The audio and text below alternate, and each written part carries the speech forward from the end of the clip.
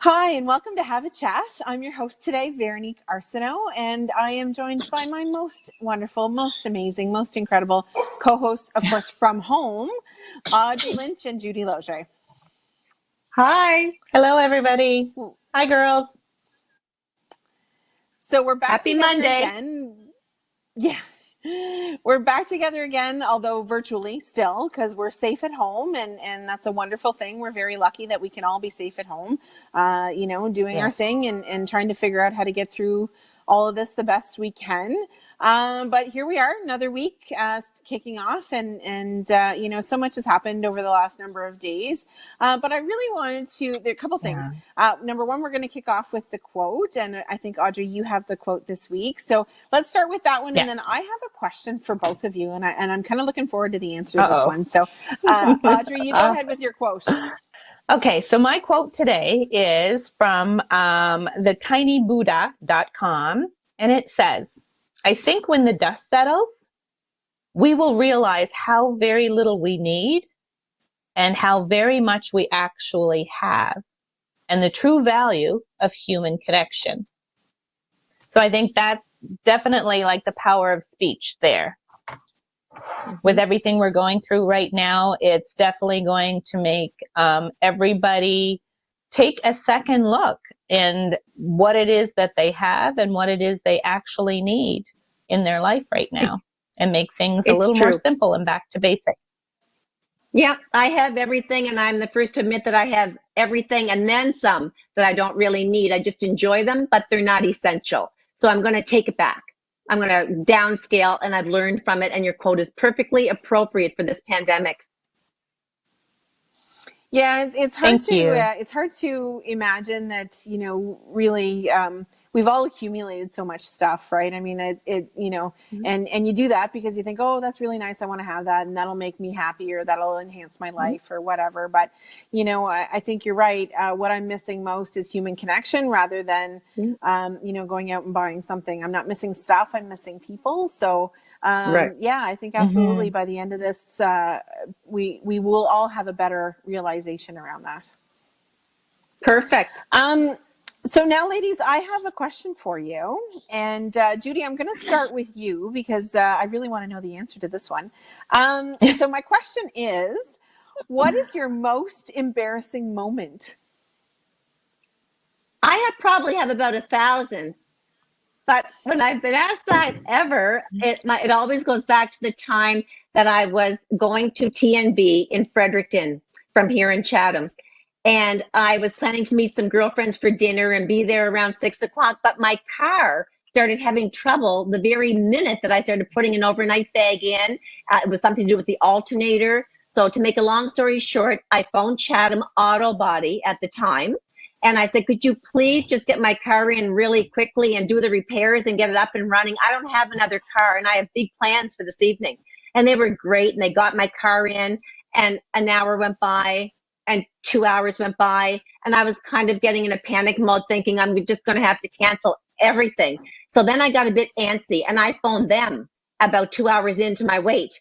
And by mistake, the phone number is almost identical for Chatham Auto Body and Mars Funeral Home. So the digits are just rearranged. So I phone Mars Funeral Home and I say, "Hi, it's Judy Losier. Are you almost ready? Can I go now?" and I kept saying, "I'm in a hurry, and my friends are waiting for me, and I've been waiting for 2 hours. And I can't wait to speed this up." And he said, "I'm so sorry, Judy, this is Mary's funeral home." And I said, "Oh my God, I'm not that anxious." So that was very embarrassing, pushing my death. Yeah. Oh my gosh. That is my favorite story. Oh, for goodness sake. I got there.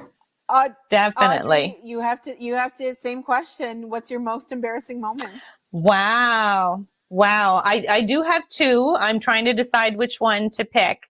As you all know, well, there's one little quickie one from when I was a teenager, and it has more to do with like a wardrobe malfunction. And I was at the enclosure beach here in Miramichi, would have been Newcastle back then, when we actually had our own little beach. And I can remember running around swimming. I loved the water, and I had dove into the water, and I come up and I was running out of the water like there was nothing wrong until I got to the beach and everybody was staring. And one of my was outside my bathing suit.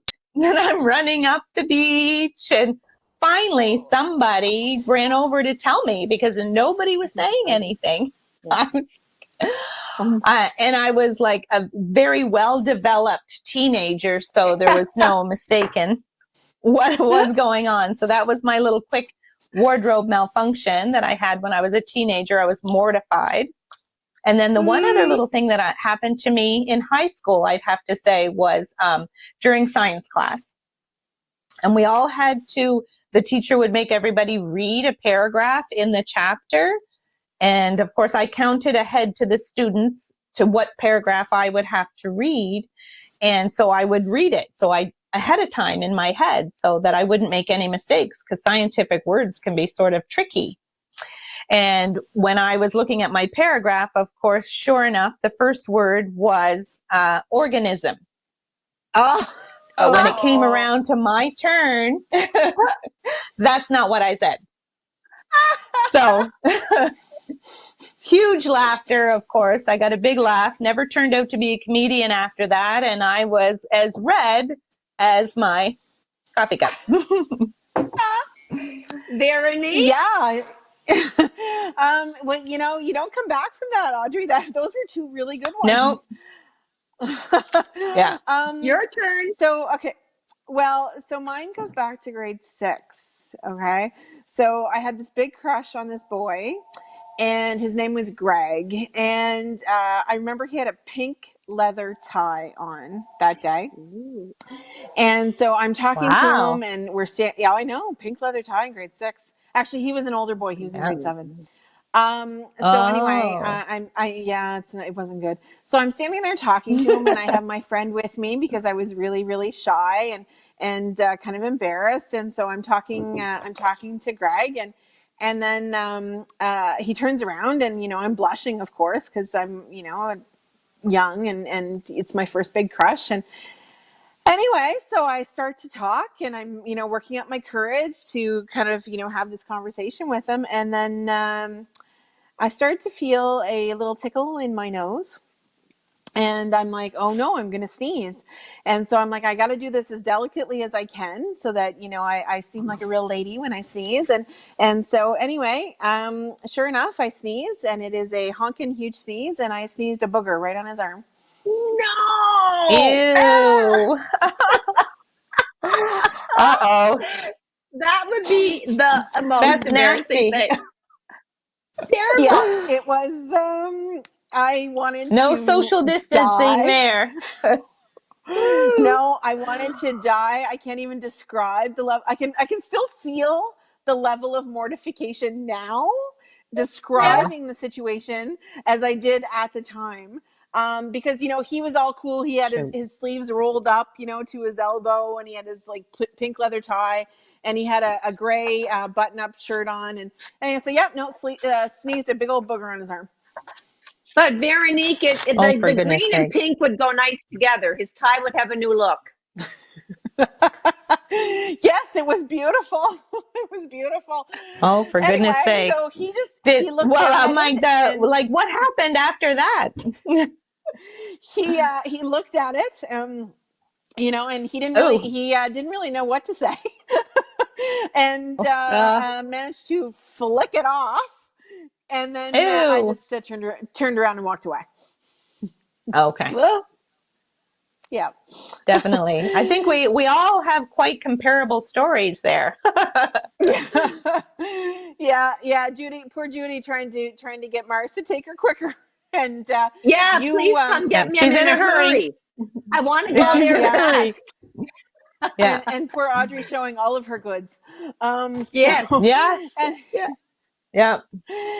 No, that's Anyway, just so it. it's always good to have a little laugh and to realize, of course, that we're all human. And Yeah. unfortunately, there's been so much tragedy over the last number of weeks. And as we watch, of course, the pandemic take over the world, and everything that's happened all over the place, and then our hearts broke. 10 days ago when the tragedy in Nova Scotia happened, with the mass Yeah. shooting. And unfortunately, we've had some more tragedy over the last number of days, with the NATO helicopter that went down off the coast of Greece, with several people on board from our military. It's hard to imagine that we've lost 6 Canadians, in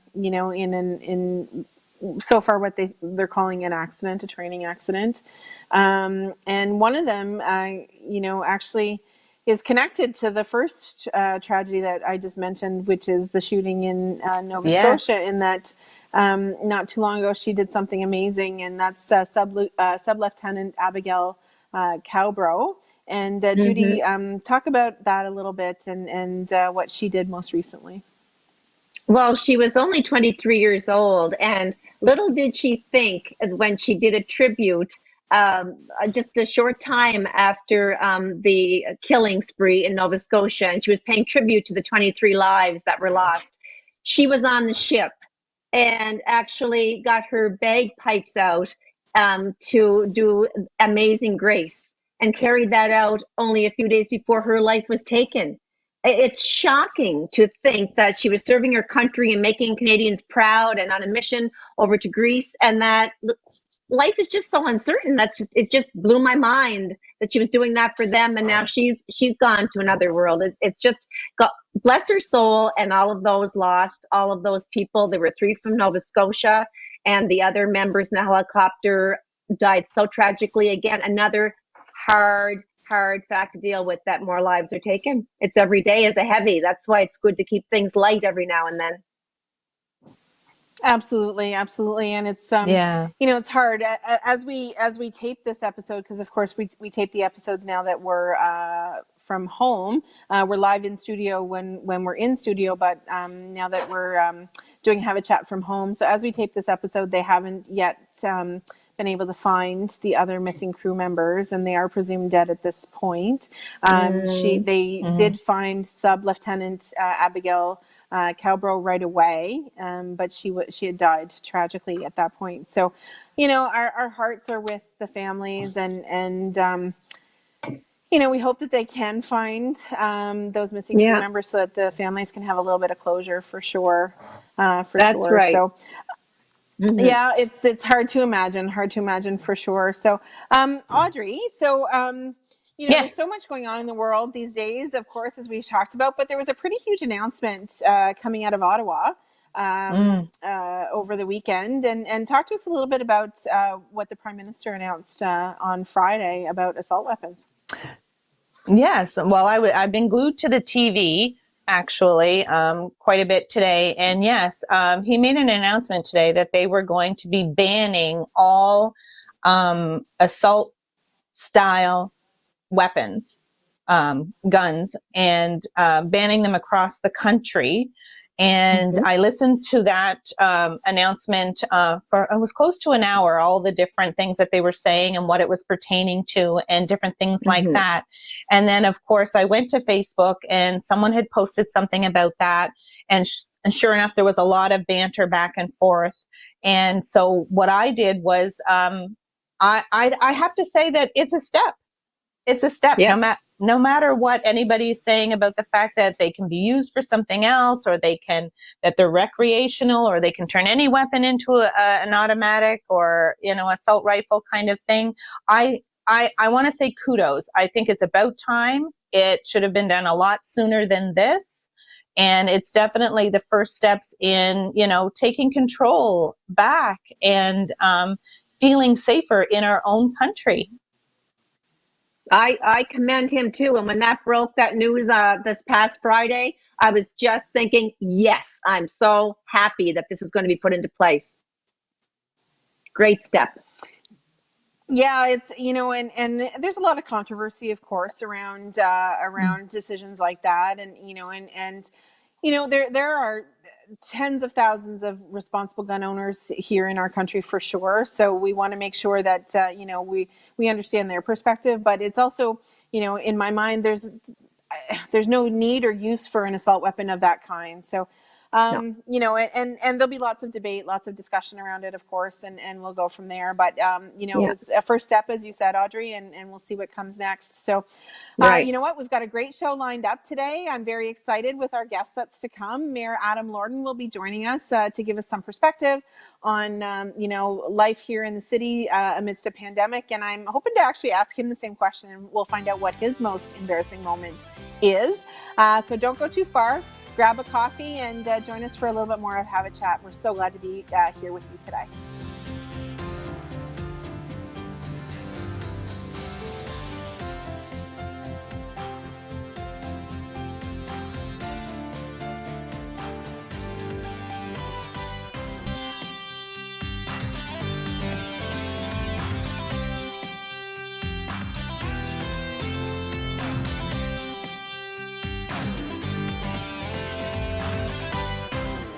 Hi, and welcome back to Have a Chat. I'm your host today, Veronique Arseneault, and I am joined by my wonderful co-hosts. And of course, we're all at home, as everyone is at this time, but I'm joined by my amazing co-hosts, Audrey Lynch and Judy Losier. So welcome everybody, Hi, everybody. to this segment.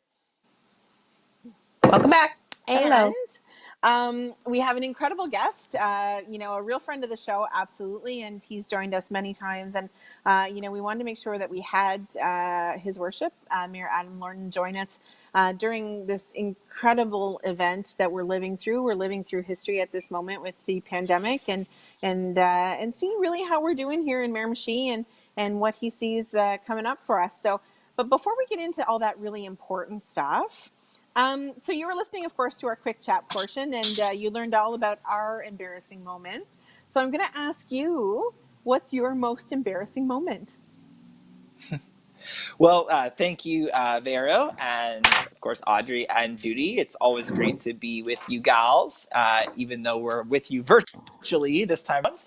And yes, like all of you, I've got no shortage of embarrassing moments that I have found and put myself in.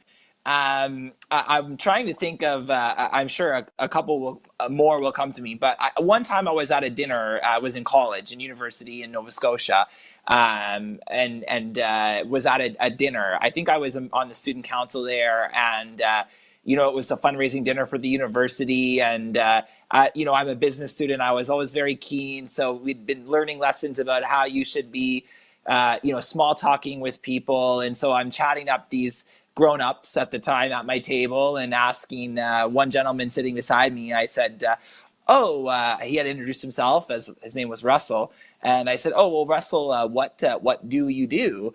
And he said, "Well, I do this and this now, but of course I was the premier for many years." And I felt a little bit embarrassed that I was sitting beside a former premier and did not know who he was. I love it. Yeah. Good And one. I don't know if That is awesome. And you know me enough, probably you've seen it, it's probably happened on your show, that I have this sort of situation where when I get embarrassed, I turn like a flush color of red in my entire body. If we're perhaps that might even happen at some point during this interview, but we'll see. No. Well, thank you so much for sharing that one. And we all have those moments, and I think sometimes we forget that it happens to everybody. But I love that one. So thanks for sharing.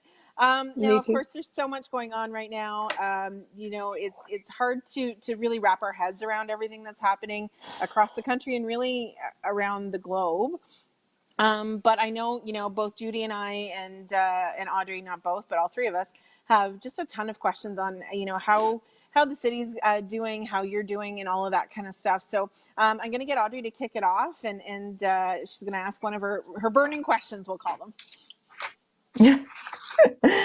Yes, again, I want to say thank you to Mayor Lordon for joining us today and being willing to, answer some of our very, very important questions that we have during this very trying time here globally, for sure. I myself am going to ask a question that affects me on a level that the other girls don't touch on just at this moment, because I am a small business owner. And have a family of 4 children. And I'm just wondering what you're seeing as a mayor with the effects of this pandemic on small businesses here in Miramichi, and what that means for our city with, if you've taken a drive around, which I'm sure you have, because it's the only thing you're allowed to do and not get out of your car. I'm noticing business signs are down on a few businesses that I didn't realize, we're struggling, which of course we all are on some level. But what is that going to mean for us as a city if these businesses start closing? And what is it that our city can do to help support those businesses and maybe not have that actually happen to us? Well, it's a great question, Audrey, and I appreciate it. And I'll quickly, just to remind the viewers as well, that this is quite urgent for me, not only as the mayor, but as a small business owner myself, who's literally just opened the doors on a business that we've been building for 2 years, literally about 3 or 4 weeks before the pandemic hit, and then immediately have those doors shut. Look, it's an issue here as it is around the country. There's a number of layers to it. So to back it up now, because and we'll talk about this down the road, and this is part of the, moving into steps of recovery and different phases and all of those things. But from the very beginning, I've been involved in actively and in an ongoing manner in discussions with provincial officials and federal officials in regard to urgent need being required by businesses, also just by citizens, and of course by municipalities ourselves, who, we're fortunate in our city of Miramichi. Most of our revenue, in fact 95% of it, comes from the property taxes and the unconditional provincial grants. So we are in, we're not sure where we're going to land, but we're in a much better place than many municipalities are. But as it relates to business, it was quite clear right away that people are going to need support, and they're going to need financial support. As that third lower level of government, our financial means to directly financially contribute are certainly limited, to be honest. We've deferred interest rates on water bills is a little something that we could do, for example, but our main role has been to listen to the needs of the business community and advocate for them to the provincial and federal governments, and ensure that the programs that are announced are meeting the needs. So a couple of examples that come to mind is not the CERB, which is the financial $2,000 a month that citizens can access, but the one for businesses, the $40,000 line of credit. And so that line of credit, when it was first announced, the $40,000 line of credit, and 25% of it can be forgiven by the federal government. You had to have a payroll between $50,000 and $1 million.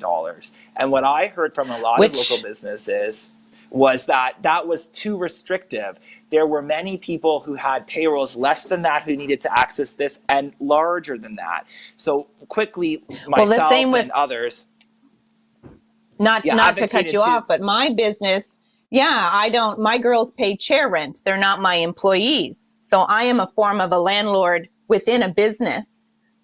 So I don't qualify at all.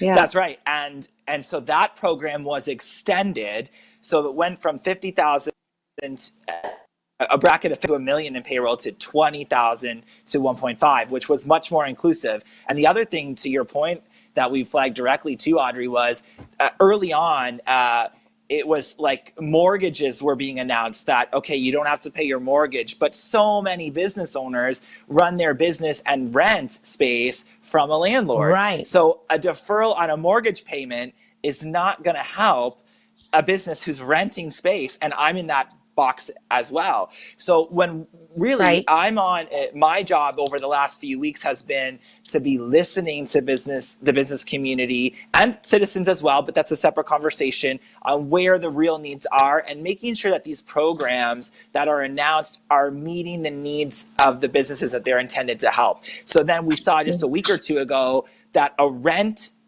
subsidy was announced, because that was something that, and not just myself, but as you guys know, I work with the other cities in our province and the municipalities in New Brunswick on a national board. So I've been on 2 to 3 calls a week with both provincially and advocating to the provincial government and federally. And what we have seen, and I'll give them credit, both governments, is that there is a willingness to listen and that there has been adjustments made, which has caused confusion at times. But these adjustments are important because they're allowing the programs to better meet the needs of the businesses or citizens that they're intended to help. So it's been a busy few weeks of advocacy, of listening and advocating and saying, look, you didn't get that quite right. You've got to change it this way or add more, or maybe we need some more over here. Right. Well, yes, because I noticed right away, not to monopolize all your time, but one other little point with that other little, the rent relief. The only thing with that I would have to say is it's not mandated that the owner of the property apply for this. Yeah, they've got to agree, right? You know what I mean? It's their choice to do that or not. So I sit in waiting to find out whether or not, he will qualify come May 15th for this program, or if he even bothers to, because he's not required to, whether or not I'm going to have to pay full amount for my rent. So it's still stressful, and it's still, one day at a time. It's incredibly stressful, and we and we'll take those things back, and hopefully they'll continue to pivot. And there are gaps, and again, on my personal experience in living it, like, we didn't really qualify for any of this stuff when it first came out, and we fell through some cracks because we're a new business, right? So we didn't really have payroll in 2019, and so that's why it's important. And I do again give them credit that they are listening, and they're maybe not catching everything, but for our businesses, it's challenging. And I know on a more local level, and any business, it's devastating. And we, unfortunately, you're going to see that there'll be an element of that. But now we're talking internally and with the Chamber of Commerce as well on, how can we, first of all, what's the summer going to look like? And we're starting to get a sense of that from the provincial government. And then what can we do to maybe make adjustments? And I saw something came out of Moncton, at Fredericton and St. John earlier this week, for example, for the restaurant businesses that have patios. And because we know when restaurants come back, they're going to be, at half capacity. They've got to respect the physical distancing. So these cities are working to allow the patios to be bigger on the streets so that they can have, as closer to the regular amount of customers as they can, but still respect physical distancing. And Audrey, in your industry, I've heard a lot from people that work as hairdressers, as estheticians, and they're worried too about the physical distancing component and what that's going to look like once these are allowed to reopen. And communication is always so important. And I think what we have seen and what we need to even see more of is they've got to get into those level of details of what is the expectation of for these businesses, and also, like, there's going to be a cost to implementing some of these procedures. And they've talked in your industry about taking only half of the clientele that you would normally take, but that doesn't work for you because you got to pay the bills, and if you're only taking half the clients, you might as well not be open. So there are and that's not counting having to renovate my salon with all this new plexiglass, and where the funding is not there to have all that installed either. So it's and those things are Absolutely. And I can assure you that personally, these are issues that I've raised and will continue to raise. And hopefully the provincial decision makers and the federal as well will understand that there's got to be support to help make those changes also. So they've done well, but there's still so much to do. And I mean, we've got to recognize and locally, like I said, our biggest thing is advocating, but also then, well, it might not be financial. Are there bylaws we can change, or can we think outside the box? And we're talking with the Chamber of Commerce on a support local campaign for the summer, and it looks like it's going to be a staycation summer as well, and a tourism perspective. So, as governments, we've got to pivot and do whatever we can to support local business for sure. Thank you. Yeah, and it's Judy? it's tough really to. It's tough as well to make sure that each level of government is able to do what they need to do. Right now, unfortunately, the city at the municipal level can't affect those changes that they need to affect as far as making the decisions on what those programs look like. But you at your level as the mayor and city council have to be able to help businesses as they try and navigate them, right?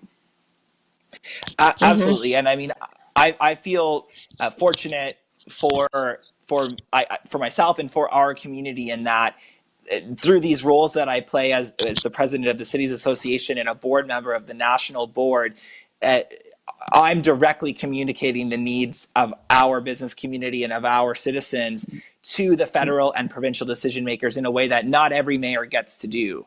And I do that on behalf of all of the communities in New Brunswick, but of course, if there are pressing issues here, they're being brought directly to the sources that can affect that. Absolutely. Judy, I'll get you to jump in here. I know you've got some questions for our mayor as well.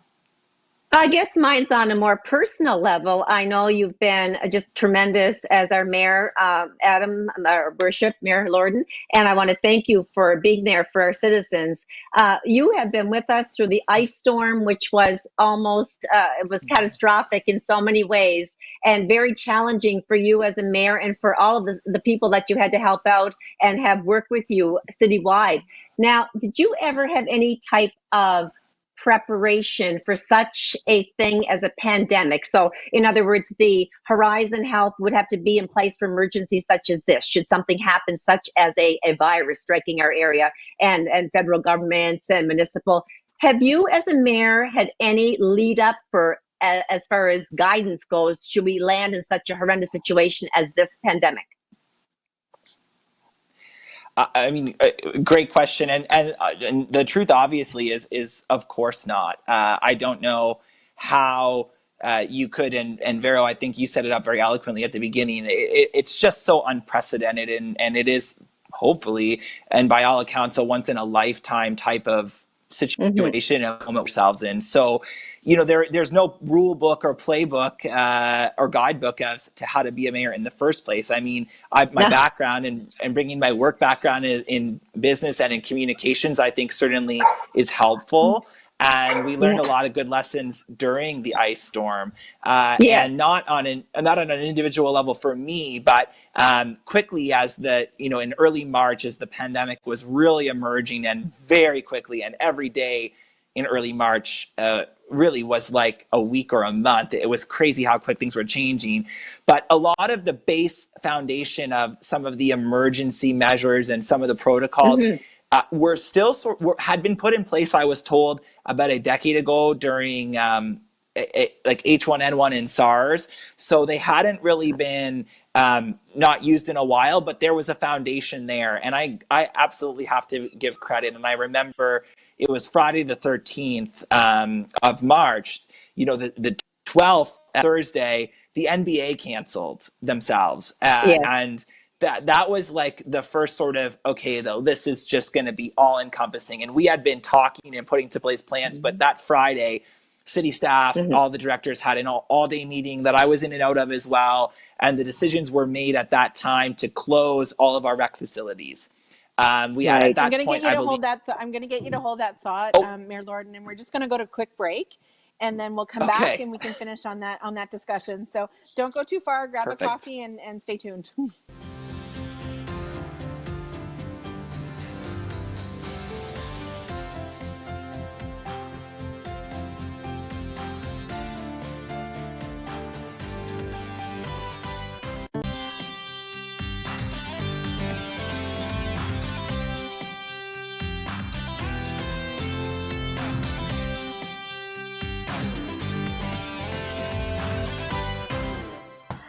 Hi, and welcome back to Have a Chat. I am your host today, Veronique Arseneault, and of course, we are Have a Chat at home. And I am joined very virtually by my wonderful co-hosts, Audrey Lynch and Judy Losier. So, welcome back, ladies, of course. And we had a wonderful first segment with our mayor, Adam Lordon. And so, welcome back, Mayor Lordon. We're so pleased to have you join us. And we were just talking about, that infamous Friday the 13th, which is the Friday the 13th we've ever had, and when it got real for you. So let's keep talking about that a little bit.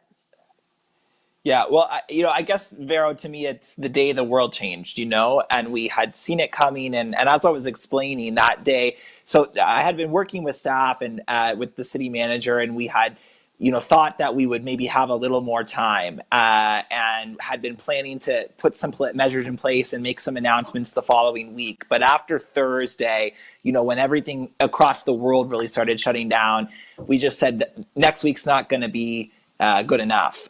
So we're going to have to figure this out today. And I was just about to give full credit to the staff for a lot of hard work and hustle and being really proactive. And we were, and that Friday when we closed rec facilities, we were the first city in the province to do that. Mm-hmm. Noticeably chosen not to do that. And by 3 or 4 days later, everybody did it. And the conversation was, if you're waiting for a confirmed case in the community before you close these facilities, you're too late.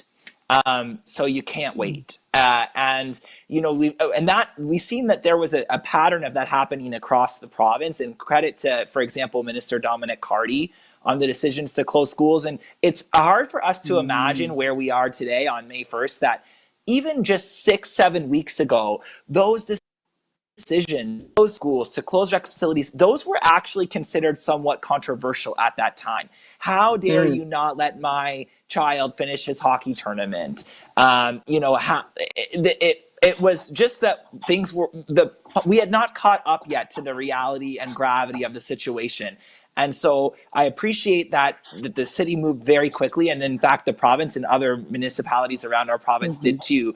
And now that's why we're sitting here 7 weeks later as the first province in this country to be having conversations about slowly and appropriately opening things back up.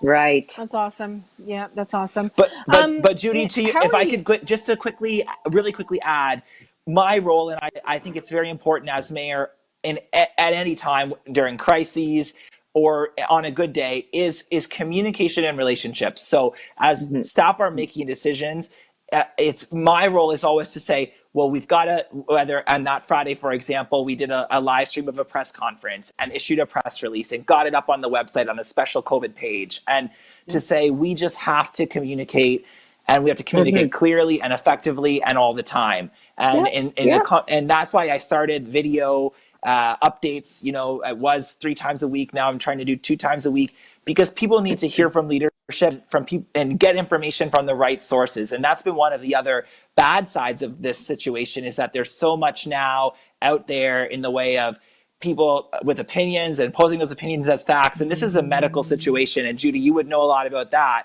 with your husband. We have to take the advice of the medical professionals. Oh, and this is Bender. Bender just wanted to say hello. Hi, beautiful we love Bender. Bender is saying hello. I'm nice so sorry, gift. guys. No, this is what happens. This is Bender. That's awesome. Yeah, his 2 minutes of fame. Here we go. Yeah. We are so glad to see Bender hanging out with us. So actually, that leads me to my next question, actually, really well. How are you dealing with all of this personally? Like, it's one thing to be the mayor going through, an unprecedented, and I hate using that word because we keep using that, but never seen before in our history of our lifetimes, an event like this. It's one thing to be the mayor, but how are you dealing with all this, on your own?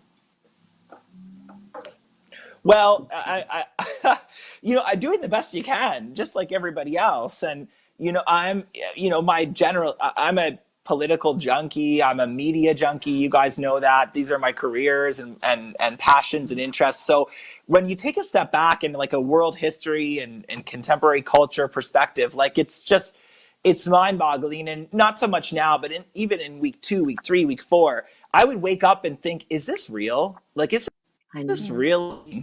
And like everybody else, you just have to adjust to what becomes your new normal. So, while a lot of people, had to basically stay home and not work, I had to stay home, but continue to work. So, in the first couple of weeks, we're trying to figure things out from the city perspective. And as mayor, there was a couple of weeks there in the middle that were, I guess, what for me would be a lull, because I'm just so used to working all the time. And I, I really did do some refocusing and regrounding of myself. I've appreciated downtime now more.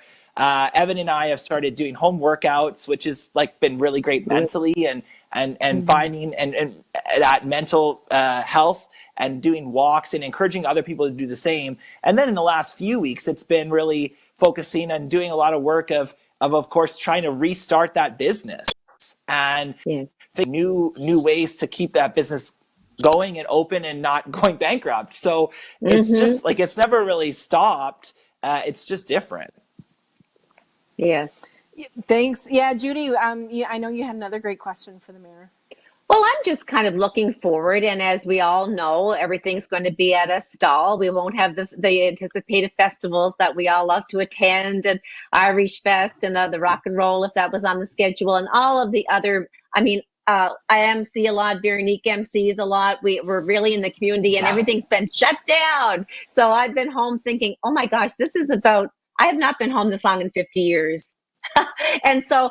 For you, it's a pretty much of a heartbreaking thing too, as you are attending all of these events, and it brings our city together, and it brings outsiders to help boost their economy when they come and take part in all of these festivals. Just can you speak to that, about what's been, cut out, and maybe what the summer looks like for people into the fall? Yeah, I mean, you're right, Judy, and there's so much disappointment, and for all of us as individual citizens, a good friend of mine, Emma, Judy, and some of you do too, was due to be, was going to get married in Spain in July, and Evan and I had a big 2.5 week European vacation planned around that, which is, of course, won't be happening.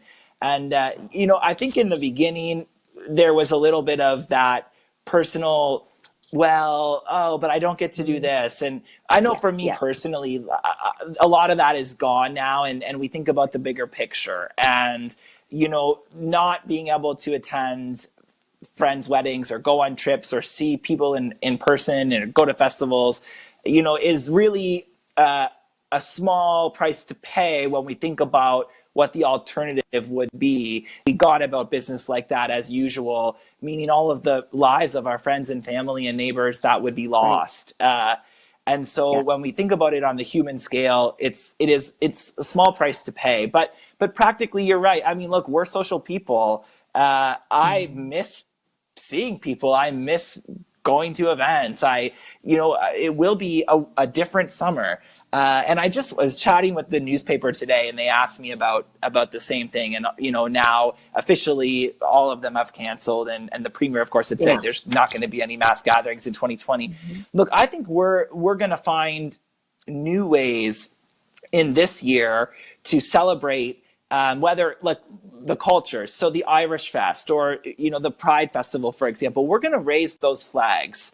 Just because the physical festival doesn't happen and we don't gather doesn't mean we don't celebrate equality and diversity. Celebrate our Irish culture and our Scottish culture and our Acadian culture on Gansu. So I think we're going to, as we have with business and with friendships, with this TV show, we're going to find other different ways this year to make those celebrations and mark those moments. The spirit will be there. And Miramichi, it's such a community-oriented place that, of course, we will miss that. But we know that it will come back. There will be a vaccine, and these festivals and the things that we really cherish are going to come back. And in fact, I think we're going to appreciate them even more. And in the meantime, we're going to be creative about how we spend this summer, how we support each other, how we support those local businesses, how we support the most vulnerable in our community as we have been. You know, you're going to see in the weeks ahead, we're going to be able to go from our family bubbles to 10 gatherings under 10. At that point, we're going to open the parks back up for social use. Then we're going to see gatherings you would expect of under 50 as we're into the, you know, July and August, as long as we don't have waves, and that could happen, and it probably will happen. But so we're going to have a step-by-step process of being able to get together in smaller groups, and you know, you don't need that many people to raise a flag, and you can live stream that, and yeah. So you know, we're going to be Miramichi, and we're going to help each other and have a great summer. This year it'll be different, and next year we'll be back as we always are with the things we love. Well, I hope I'm the first person you hug when you're allowed to. I can make that promise. And Judy, I don't know how much time we have left, so I'm going to quickly, because I have to make sure I do this. Thank you and Gerard for your incredible donation to the Miramichi Food Bank. And you know, you guys are, I mean, the definition of community champions, and you help in so many ways. And we know food security was and will continue to be one of the vulnerabilities and challenges for people over this period. And so you've once again helped exactly where it's needed, and not just to you, but to all of the citizens out there who have, you know, have put into place new programs like Care for Beau Soleil, or the crafters that are at home making masks, and of course the essential workers on the front lines, and not meaning, of course, healthcare, but also meaning retail, and the truckers, and the people working in the prisons, and everybody who's still out there helping to make the city function and keeping us safe and healthy. And also a big thank you to everybody who has done the hard work of staying home. That in so many ways is one of the most challenging things we can do, is to be cooped up. It's unnatural. So look, we have done incredibly well, and there are thank yous required across the board here. But I definitely wanted to thank you personally while we're together. I appreciate that, and I'll pass that along to Gerard. Thank you. So in our last few minutes, Audrey, what did you want to ask the mayor just before we end this segment? Yes, I did jot down a few things, as you had mentioned, that we were going to have a few more questions. So today was announced by Premier Higgs of extending the state of emergency here in New Brunswick, despite the fact that we've gone 13 days with no new cases, which is fantastic. There is a little chat about opening up the border between PEI and New Brunswick, because they too have done really well with their numbers being so low. But I wanted to concentrate on New Brunswick itself with all the different zones. We ourselves in zone 7, which is where Miramichi is situated, our numbers are beyond low. I was wondering what your take on all of New Brunswick with helping to follow the rules and regulations of what has been put in place. Why do you think that we fared so well in zone 7? Well, you know, I guess I caveat that this is, you know, somewhat personal, somewhat educated, but not educated speculation. But ultimately, you know, there are a number of factors I think we've seen in the media, as well as this has been analyzed. And, you know, in New Brunswick, we generally are a more rural province. So where you've seen internationally some of the really difficult and high levels of infections and deaths have been in incredibly dense urban areas. So I think in this way, it really worked to our advantage that we've all got a little bit of more space and room to breathe, quite literally, in Miramichi and around New Brunswick. Ultimately, too, it's clear that we just didn't have, again, the people traveling to those very early days hotspots. You know, I don't think we had many people in our community going to China and Iran and Italy in February and March. So that also kind of worked in our favor, I think. But also, you know, even within a province, people did follow the rules, I think. Here we understood the gravity and we took part very early.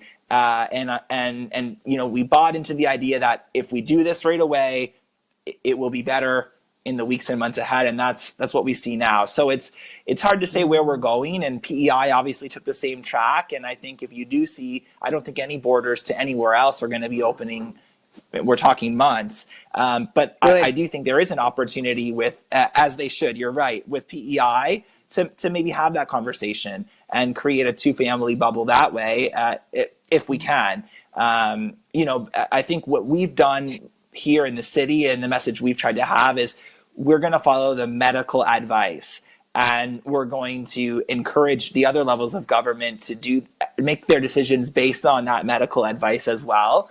And, we've seen across the world, when that happens, things go well. And when maybe it doesn't, it doesn't. So, yeah. Mm-hmm. Absolutely. Exactly. And I hope that we do have that opportunity to have that 2-family bubble with PEI. Yeah. Of course we have to ask them permission, and they have to accept us as well.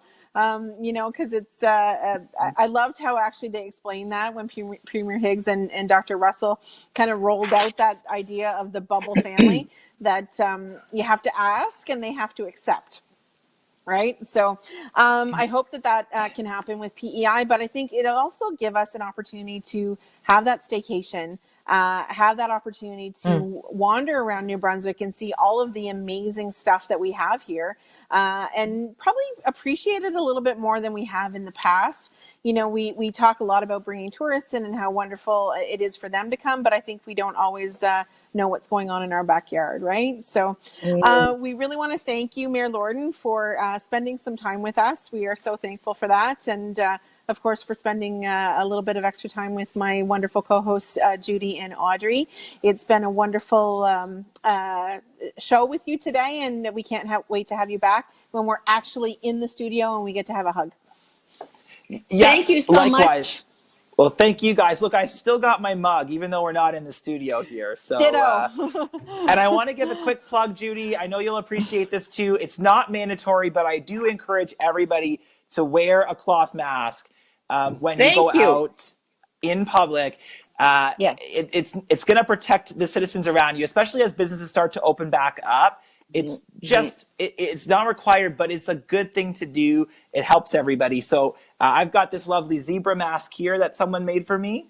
And cool. they're readily available in the community. So take the extra step to protect our fellow citizens. And stay kind. Thank you. So, thanks, everybody. We'll see you next week. Have a great week, and stay safe. Stay home. Thanks so much, girls.